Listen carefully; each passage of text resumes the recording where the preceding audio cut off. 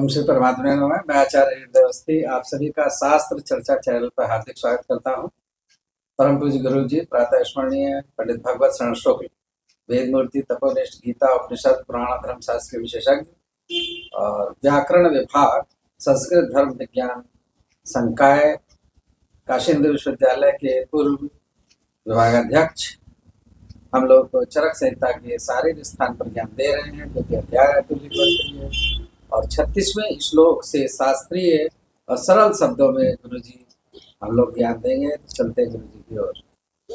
यल्लीलायित विश्वमे तदखिलम् यस्मिन् पुनर्लीयते यस्मात् स्थावर जंगमात्मकमिदं लोकं दरीदृश्यते भासा यस्य विभान्ति सर्वजगतः ज्योतिंषि सर्वात्मना तं देवं जगदेककारणमयं वन्दे त्रिलोकीश्वरं कृष्णाय वासुदेवाय हरये परमात्मने प्रणतक्लेशनाशाय गोविंदाय नमो नमः।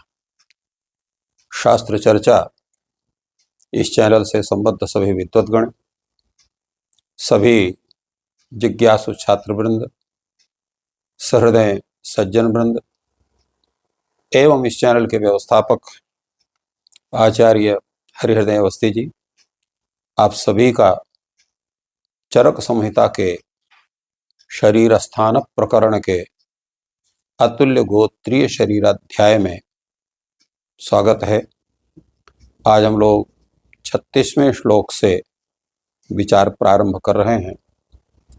रूपाद्य रूप प्रभव प्रसिद्धः कर्मात्मकानां मनसो मनस्तः भवन्ति ये त्वाकृति बुद्धि भेदा रजस्तमस्तत्र च कर्म हेतु।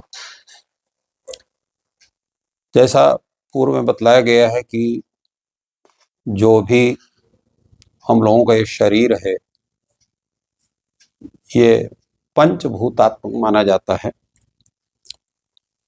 और पंचभूतों का भी जो योग है वो हमारे पूर्व जन्म के कर्मों के अनुसार उसका संबंध बनता है।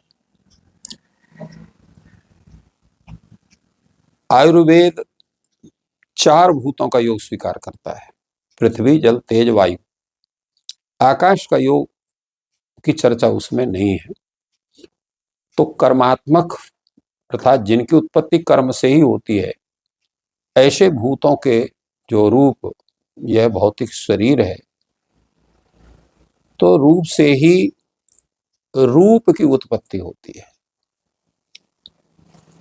रूप की उत्पत्ति होती का मतलब क्या हुआ इसका कि रूप ही रूपवान दृश्य शरीर की उत्पत्ति कर सकता है, अरूप से रूप की उत्पत्ति नहीं होती है। मन से मन की उत्पत्ति होती है, मनसो मनसस्तदा। और भवन्ति त्वाकृति भेदाः, भवन्ति ये त्वाकृति बुद्धि भेदाः, जो प्राणियों में आकृति का भेद और बुद्धि का भेद देखा जाता है। एक बराबर किसी की आकृति जो है प्राणियों की नहीं होती, भिन्न भिन्न आकृति सबकी होती है और बुद्धि का स्तर भी सबका भिन्न भिन्न होता है। तो उसका मुख्य कारण क्या है? तो उसमें आचार्य कहते हैं रजस तमस तत्र च कर्म हेतु। उन समय है रजस तमस और कर्म, ये उसमें कारण होते हैं। तो रूपाधि रूप प्रभव कर्मात्मनाम शरीराणाम रूपाधि रूप प्रभव प्रसिद्ध, अर्थात कर्मात्मक ये जो पंच भौतिक शरीर है इसके रूप से रूप की उत्पत्ति होती है। मनस्तः मनसः उत्पत्ति, और मन से मन की उत्पत्ति होती है। ये तो आकृति बुद्धि भेदा भवन्ति, जो आकृति अर्थात शरीर की संरचना और बुद्धि का जो भेद देखा जाता है, तत्र रजः तमः कर्म हेतु, वहां रजोगुण तमोगुण और कर्म ये हेतु माने जाते हैं। तो इस तरह से इस श्लोक का जो है वो अर्थ जो है बनता है। आगे का श्लोक है अतीन्द्रियस्तै रति सूक्ष्म रूपेरात्मा कदाचिन्न वियुक्त रूपः न कर्मणा नैव मनोमतिभ्याम न चाप्यहंकार विकार दोषै रजस्तमोभ्याम ही मनोनुबद्धम ज्ञानम बिना तत्र ही सर्वदोषाः गति प्रवृत्त्योस्तु निमित्त मुक्तम मनः सदोषम बलवच्च कर्म। क्या तात्पर्य है इसका? तो अब इसका है तैहि अतीन्द्रियैहि अति सूक्ष्म रूपे आत्मा कदाचित न वियुक्त रूप। अब यहां पहले प्रश्न बनता है, यह आत्मा जो है सदा किससे अनुबद्ध होती है? आत्मा सदा कई अनुबध्यते जो, ये प्रश्न है। उसी प्रश्न का उत्तर यहां पर दिया है कि अतीन्द्रिय ही।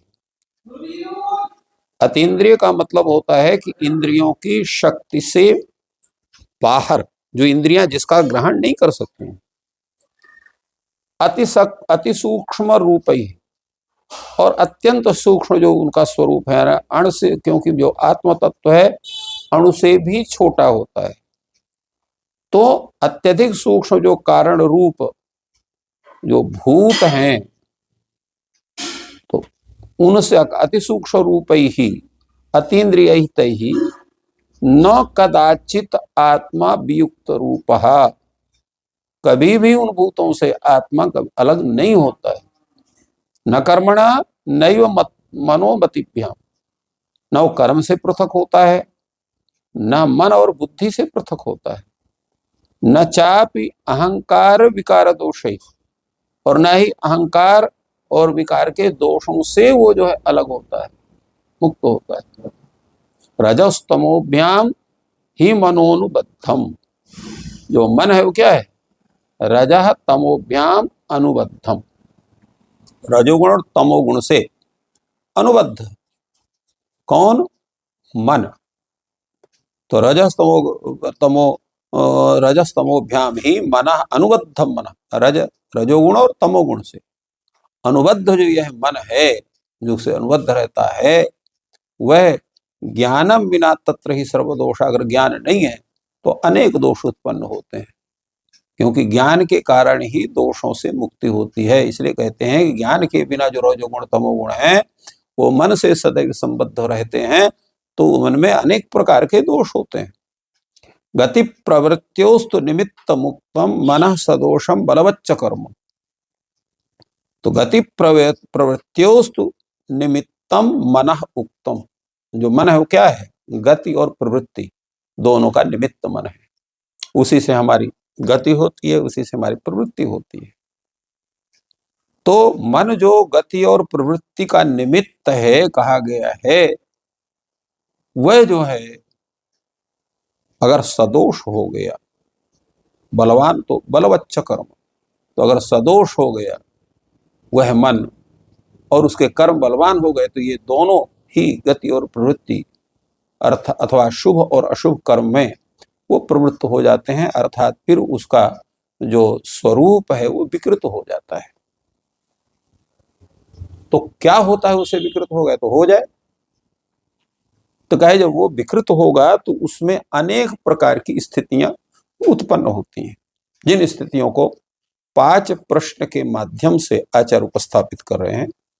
वो प्रश्न होते हैं, रोगा कुतः संशमनम किमेषाम हर्षस्य शोकस्य च किम निमित्तम शरीर सत्व प्रभवा विकारः कथम न शास्ता पुनरापतेयुः। रोगा कुतः संशमनम, रोगा कुतः, पहला प्रश्न है कि रोग कैसे होते हैं, उनका कारण क्या है। किम एषाम संशमनम, इनका समन कैसे होता है। हर्षस्य शोकस्य च किम निमित्तम, हर्ष और शोक का कारण क्या है, हर्ष का कारण क्या है, शोक का कारण क्या है। और शरीर सत्व प्रभाव विकाराः कथम न शांताः, शारीरिक और सत्व माने मन, तो शारीरिक और मानसिक जो विकार है, शरीर सत्व प्रवाह, शरीर प्रवाह सत्व प्रवाह विकाराः, अर्थात शरीर से उत्पन्न, मन से उत्पन्न जो विकार है, या शरीर के विकार और जो मन के विकार है, कथम न शास्ता पुनरापतेयुः, वो कैसे जो है एक बार शांत होकर के पुनः कैसे उत्पन्न हो जाते हैं, उनको पुनः नहीं आना चाहिए। शांता न पुनः आपते, बने ये है कि अगर शांत हो गए तो फिर कैसे, ऐसा क्या करना चाहिए कि जिससे वो पुनः न आए, वो रोग ना हो। अर्थात रोग हुआ, उसकी चिकित्सा हो गई, शांत हो गए, फिर वह रोग उत्पन्न हो जा रहा है, तो कहीं ना कहीं तो दिक्कत है। तो शारीरिक मानसिक दो ही मुख्य रोग होते हैं, दो की चिकित्सा होती है, शरीर संबंधी रोगों की और मन संबंधी रोगों की। तो जब इनका उपचार से ये शांत हो जाते हैं तो फिर उनको आना नहीं चाहिए। तो कथम पुनः पुनः आपतेयुः, फिर ये कैसे उत्पन्न हो जाते हैं, उसका मुख्य कारण क्या है? इसका बड़ा सुंदर उत्तर इन प्रश्नों का आचार्य आत्रेय करते हैं। प्रज्ञापराधो विषमास्तथार्था हेतुस्तृतीयः परिणाम कालः सर्वामयानां त्रिविधा च शांतिर्ज्ञानार्थ कालः समयोग युक्ता। पहला प्रश्न है, रोग कैसे होते हैं, रोगाः कुतः? इसका उत्तर है प्रज्ञापराध। प्रज्ञापराध से रोग की उत्पत्ति होती है। और दूसरा क्या है? विषमास तथार्थ, इंद्रियों के जो अर्थ हैं, उनके जो विषय, अर्थ माने विषय, उनका विषमा अर्थात उनका विषम योग होना, इसी को असात्म इंद्रियार्थ संयोग के रूप में भी कहा जाता है। माने जिसका जो योग शास्त्र द्वारा विहित तद्रूप में इंद्रियों के अर्थों का सेवन होना चाहिए। अगर भिन्न रीति से सेवन करेंगे तो रोग उत्पन्न होंगे। और तीसरा कारण क्या है? तृतीय परिणाम काल। तीसरा कारण है काल का परिणाम। तो सर्वमयानाम त्रिविधा च शांति, इनकी शांति कैसे होती है? तो जितने भी ये जो रोग हैं, सर्वामयानाम सर्वेषाम रोगाणाम, त्रिविधा च शांति, तीन प्रकार की शांति अर्थात चिकित्सा कही गई है। कौन? ज्ञानार्थ काल समयोग युक्त। शांति क्या है? ज्ञान माने सद प्रज्ञा, प्रज्ञा का सदुपयोग होना। दूसरा क्या है? शांति, शांति। दूसरा शांति क्या है? अर्थ, इंद्रियों के जो विषय हैं उनका उचित रूप में सेवन करना। तीसरी शांति क्या है? समयोग युक्त, समयोग का सेवन होना, समयोग युक्त काल को सही होना। तो ये जो है सर्वामन त्रिधा शांति कही गई। पहली शांति है ज्ञान होना, प्रज्ञा अर्थात प्रज्ञा अपराध न होने देना, प्रज्ञा का सदुपयोग होना। दूसरा है अर्थ, अर्थ माने इंद्रियों को अर्थ का नियम पूर्वक सेवन करना। और तीसरा है काल अर्थात जो है समयोग युक्त काल। ये जो है ये तीन चिकित्सा के स्वरूप कहे गए। तो इस तरह से जो है आत्मा के स्वरूप का, आत्मा के स्वरूप के पश्चात जो है कैसे आत्मा में रोगों की स्थिति बनती है, फिर रोगों की शांति कैसे होती है, उनका निमित्त क्या है, किस कारण से वो होते हैं, इनका पूरा विवेचन इसमें किया गया। इस प्रकार गुरु जी ने बहुत ही सुंदर विवेचन किया। आपका दिन शुभ हो। धन्यवाद।